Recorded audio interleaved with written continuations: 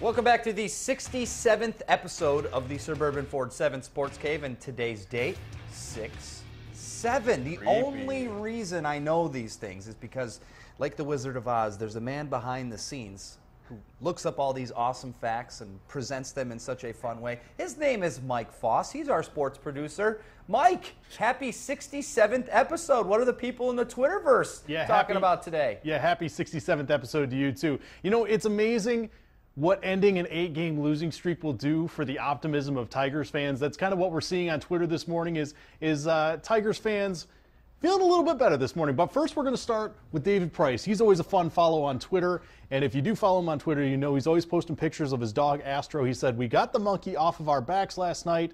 Astro knows the feeling," quite literally with a monkey on his back. As far as fan reaction goes, Kyle says, in regards to Justin Verlander's rehab start, "We're all excited for you to put that Old English D back on and handle business."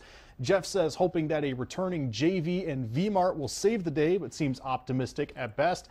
And Sean says, hopefully it's must-see JV time once again. Just picked him up in my fantasy league. Fans definitely ready to see Justin back here in Detroit, guys.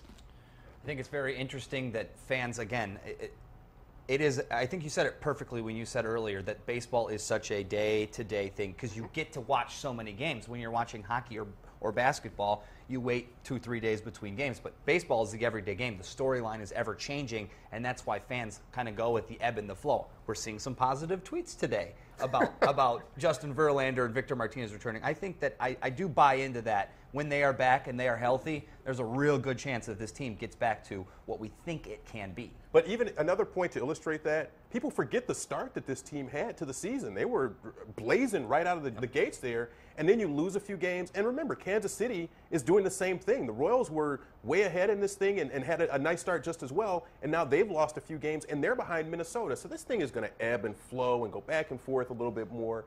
So just don't worry about where the Tigers are today. Look at them again in maybe the end of July or so, and then start to make some really good judgments about what you think. Every time I've watched a full season of baseball covering a team, whether it be the Pirates or the Tigers, you can't really put a whole lot of stock in the starts. I remember, 4 years ago when the Tigers had that unbelievable team. They were supposed to win every game, and they came out so hot. They went 25-25 after the first 50, and they ended up doing what? Going and winning the Central Division. The only start that you can pay attention to is 35-5. When it's that, then you can start smoking your cigars and saying, hey, this thing's already done. Mark D'Antonio, he visits Detroit earlier this week. I have a chance to catch up with him and talk about recruiting as well as the Quicken Loans 400. That interview coming up right after this break on the Suburban Ford 7 Sports Game.